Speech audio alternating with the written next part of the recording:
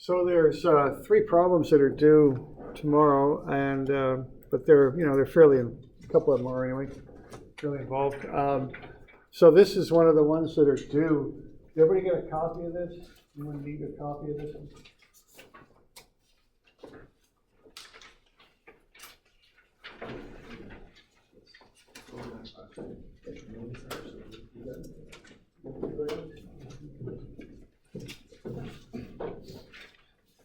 All right, they're available online too. I think it's the 2D equilibrium project or something like that. So I don't know. I don't really have too much more to say about that. I mean, you want that free body diagram that I'm showing, or you want to get to that, and then you've got those four equations to kind of relate together and solve. Are there any questions on this thing?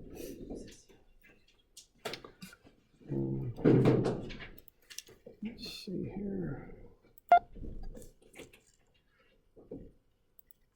All right, so as I said, you don't have to do this, but I built a spreadsheet, and you can just throw different numbers in here. I don't know, is 2,000 going to work? We're looking for 3,000. Not quite, but we're in the ballpark, aren't we? A little high there with 2,000. A little low with 1,500, so somewhere in between 1,500 and 2,000. Okay. Normally, what you want to be doing on this stuff is kind of talk to some other people. What's really good is if they solved it a different way but got the same answer. That's always a good sign there.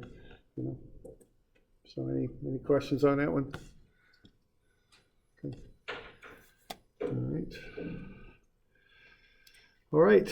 The next one is a 3D problem. So it looks like that. That's the next one. Now that one, I think if I were doing this, I think I would do this in kind of a 2D format would be my inclination. Now you can do it with vectors if you like too. I mean, whatever way works is fine. Are there any questions on that one?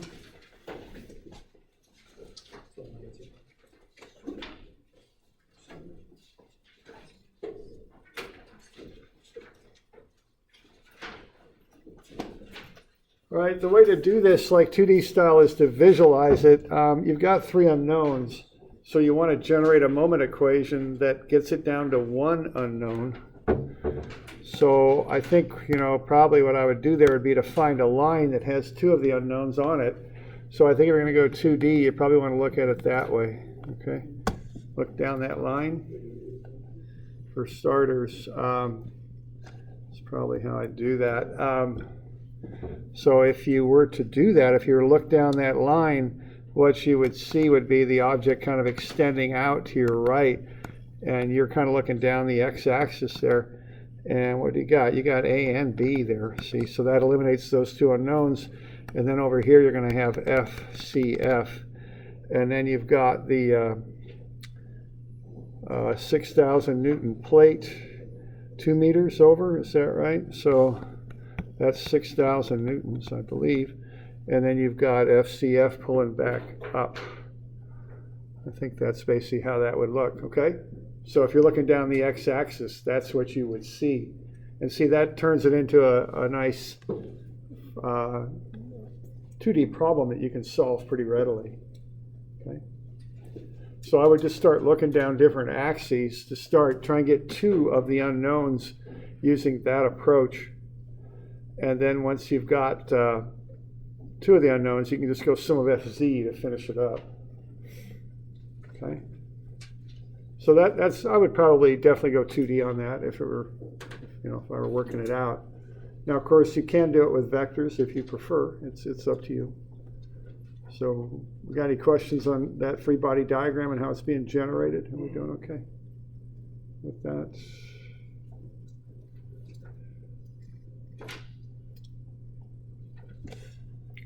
If you're going to go with vectors, you probably want to start doing something like that where you generate cross products. What you want then is the position vector from the origin to the point that you're going to take a moment about. So that first one is right there, FB. All right, just looking down that line. Or I'm sorry, you're just taking a moment here about the origin is what we're doing. And so when you do that, You've got a 3i for the moment arm, for the position vector, the r. So that's 3, 0, 0, and then the FB goes in the z direction. Okay. Similarly, there to get to C, you're going what? You're going 1 in the x, which is that, it's hard to see, but that's that dimension right there. And you're going, so 1 in the x, and then I think it's 4 in the y, and nothing in the z, and that will get you to FC, this force right there. Okay. And then you've got one more to get, and that is FA. So that'd be the approach to be taken on that. So any questions on that? Okay. So 2 ways to do it. You could visualize, turn it into a 2-dimensional type problem, or you can just do it in one big vector equation.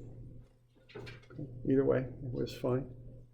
You're probably going to finish that thing up with a sum of FC is equal to 0 to get the last unknown. Okay. So questions? Doing all right? Good. Okay. The last one's more of a full-on 3D problem. 283 looks like that. You've got 3 reactions at each hinge. You are given, though, that RAY equals RBY, because if you do count the full 3 reactions at each hinge, 2 hinges, that's 6, plus the cable force makes 7. That's one too many. You can't solve those with the statics equations. But if you know that RAY is RBY, that gets you back down to 6 unknowns. We're also assuming there that there are no moment reactions at A or B, which means there's no couples at A or B. Okay? So that's the basic free body diagram that you'd start with. Now, what I'm seeing there for that one is the hinges line up on the y-axis. So I notice that right off the bat. And then I've got that cable kind of sitting out there by itself at an angle. It seems to me that the key to this problem is going to be to find that cable force. Okay. So we good with that idea there? We got any questions on this one for starters? Do you have to turn the cable into a unit vector? Yeah. And so then you multiply that by the unknown force. I don't know what that is, so it's just the... Yeah, it's just going to factor through, right? So you're going to do, first thing you want to do is get the coordinates on the points and get a bit of a free body diagram there.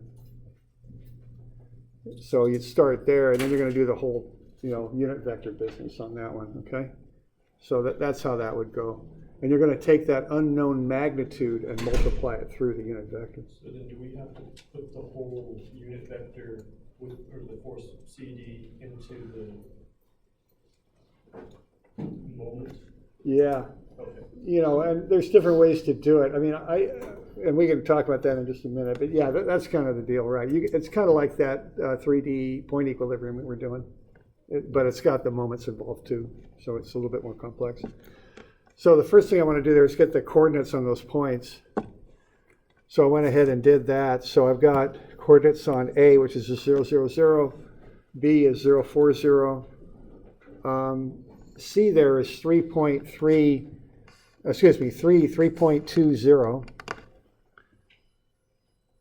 And then the center of gravity is 1.5, 2, 0. So those are the coordinates. So I started with that.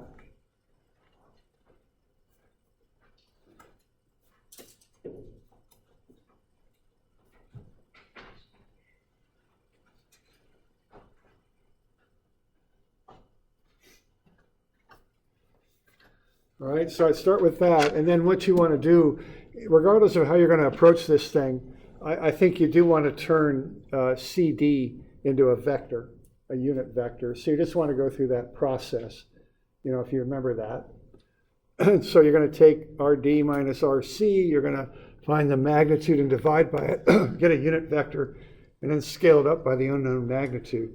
So this is just like what we were doing on those 3D force equilibrium problems. That would be the next thing to do. All right. So I got RD, I subtract off RC. So I get from C to D is -3, -2.72. Take the square root of the sum of the squares. Not that it really matters on the calculation, but there ought to have been a negative sign in there.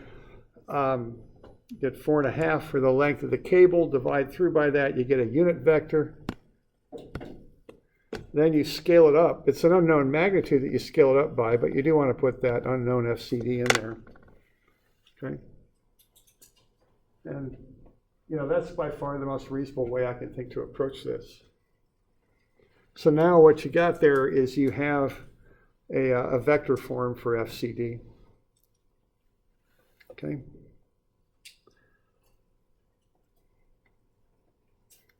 Now, again, this one you can approach either looking down an axis or with vectors. You can do it either way. You know, it's up to you.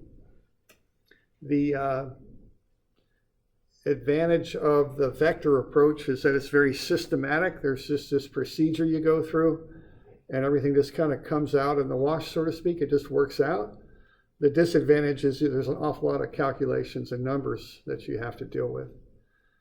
The advantage of the more kind of visual approach is that it's simpler calculations, but you do have to be able to visualize a little bit to do that, okay? All right, so that's kind of the way I'd be thinking about that. All right, now,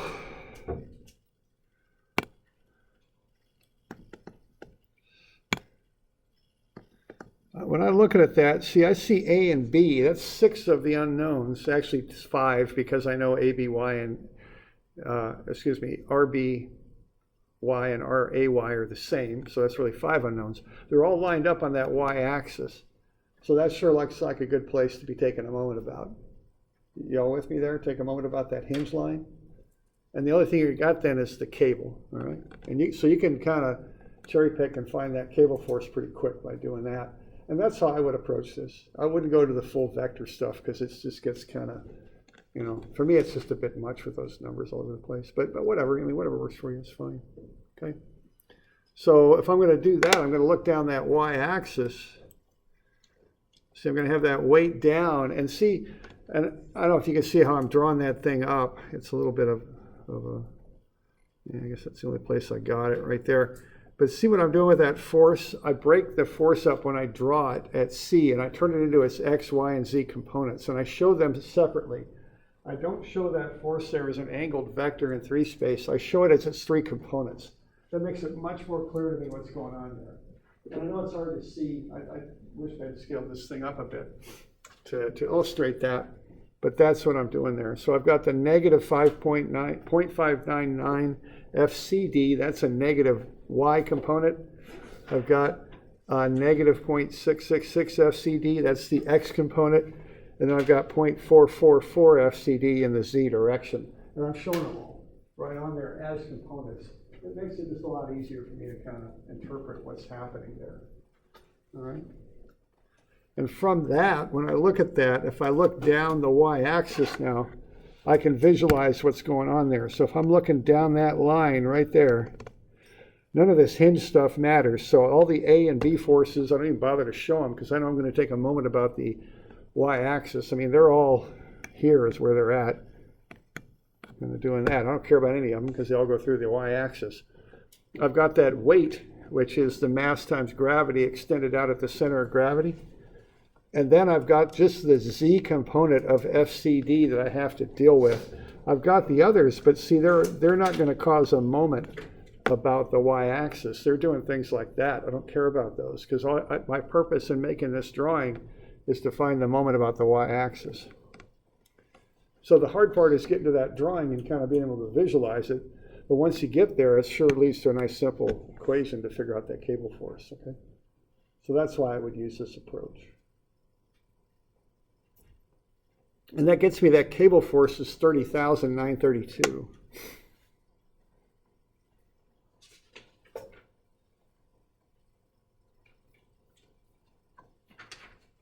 Got any questions on that?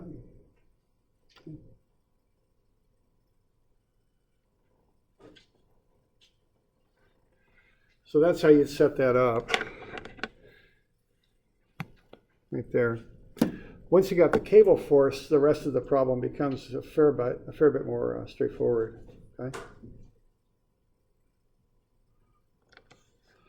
You still have to do some moments because with force equations, you can handle 3 unknowns in 3 space. You've got 6 unknowns. You found 1, so you got to find 2 more with moment equations. So you have to get a little bit creative about the doing of that. Okay.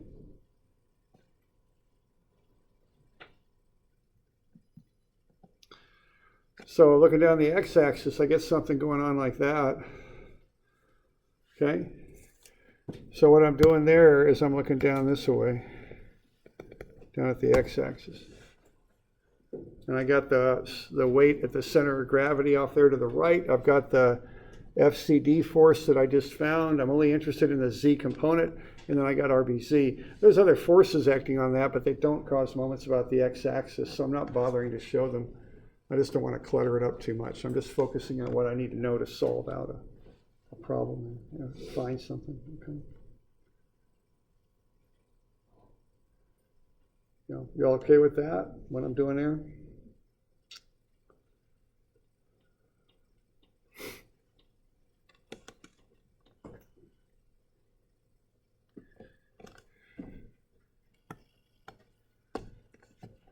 Take a moment about the x-axis, you'll come up with RBZ. It's 2746 newtons or thereabouts.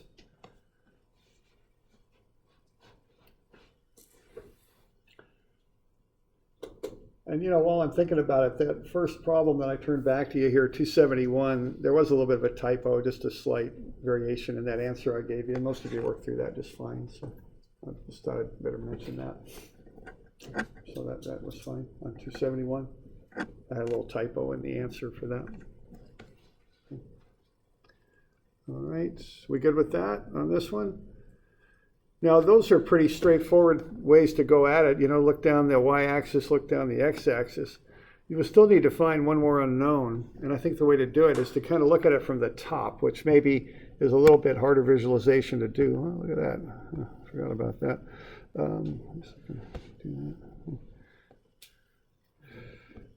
So what you can do then, you can look down if you like too and get kind of a view like that.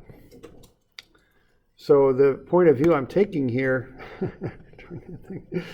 is to look down on it like so, okay? So I'm looking down the z-axis. And when I do that, I've got that 2 components of our CD that I have to concern myself with, the x and the y. They're shown there, the 0.599 times the 30,932 and the 0.444 times 30,932. And then I've got RBX counteracting those moments about the z-axis. So once again, I'm not showing all the forces on there. It just clutters things up a bit much. So that's how I would approach that, okay? I'm breaking that RCD up into X, Y, and Z components and showing them on the diagram as such. And then I'm just taking moments selectively about axes, and I'm turning that complex 3D problem into more straightforward 2D problems is what I'm doing. Okay. So we got any questions on that? All right. And the equations are pretty straight up, really, once you get the picture. Okay.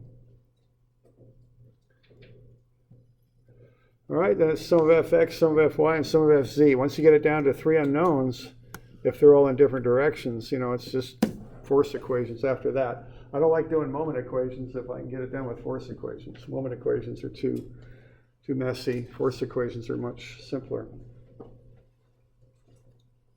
Okay.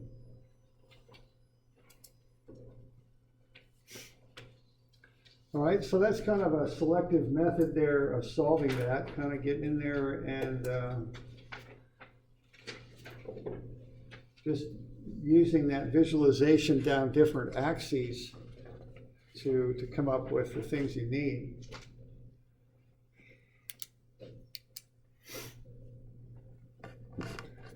So we good with that? So we did the 3 moment equations to get 3 of the unknowns, and that left 3 force equations to get the other 3. And that'll get you everything. Keep in mind on this one, RAY and RBZ, RAY and RBY are the same. Okay? They're equal. You're given that. And this is all based on the assumption that there's no moment reactions at those hinges. Okay? That they're just force reactions at the hinges. Probably a pretty good assumption if everything's aligned properly and the hinges aren't really wide or anything. You could probably make that assumption pretty well. All right. So that's kind of the selective approach. There's also a kind of a broader, just push through it kind of approach where you do vectors and cross products. And again, you can do this if you like. My experience, at least from what I've heard, is I kind of like to do things visually. That's more how I like to approach things. Oregon State, a lot of the professors there like to do like their cross products. They like to do it that way. So, whatever. Okay. But if you're going to do cross products, it's going to look like that. So we're going to get MA. What I would do, I would just take one big moment, one big 3D moment about point A. So you're going to have RC, which is 3, 3.2, and 0, crossed with FCD, which is negative 0.666 FCD, which would be the X, negative 0.599 FCD, which would be the Y, and 0.444 FCD, which would be the Z. I'm going to do that cross. And then I would also cross the position vector from the origin to B, 0, 4, 0, with that reaction at B, RBX, RBY, and RBZ. And then it's just, you just got to evaluate all those cross products. So here I'm taking a moment about A because one of the reactions with 3 of the unknowns is at A. So I can go ahead and solve. If I take a big moment about A, I can get the cable force CD, I can get RBX and RBZ. Because I'm going to generate a bunch of moments that have an X, a Y, and a Z components to them. So I can go ahead and solve out 3 equations. So that's one big kind of huge moment equation there is what that is. Okay.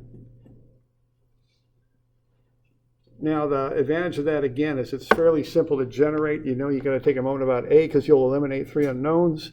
If you just get everything into those cross products and kick it out, you'll be fine with it. You do have to watch your, all your signs and all that stuff when you're doing this though. And it's a lot of computations. Okay. Now I will point out here that there is one of the crosses that I didn't put in here, shown there and there. You're going to have to get to that center of gravity, I think, for the weight to finish that thing up. So those are taken out of what I'm showing you. All right, so there you go. And then you see the crosses down below.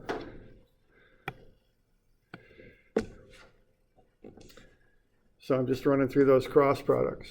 So the first one's for the cable force. Moment arm, the R part is 3, 3.2, and 0. And then you got the unknown cable force there. And then the next one is for point B, 0, 4, 0 from A to B. So what we're doing there, we're throwing in the moment arms. Here's the one to the cable right there. Here's the one to B. We're also going to have one to the center of gravity, which I'm not going to try and draw in there because it's too messy. All right.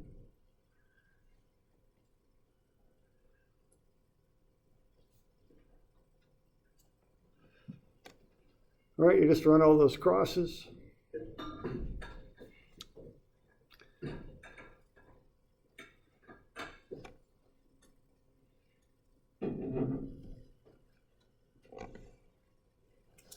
Get everything into a 3x3 matrix.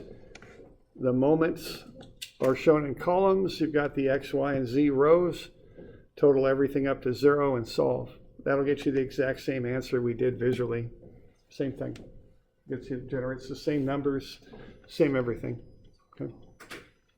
So you could do it either way.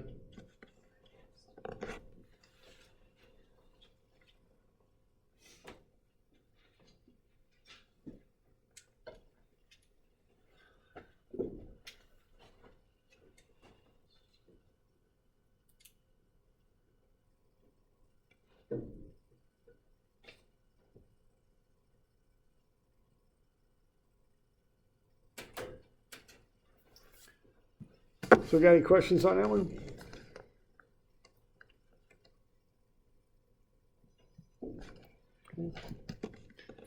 Set everything equal to 0, solve it out, you get the same answers we got before. And then you do the sum of fx, sum of fy, and sum of fz, just like before. Get the thing worked out.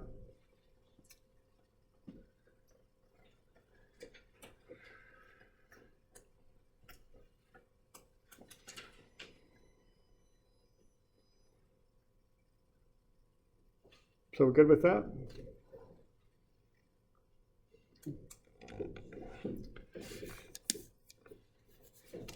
All right. So that's a little bit of a run through on that stuff. That'll take some time, so budget some time for that.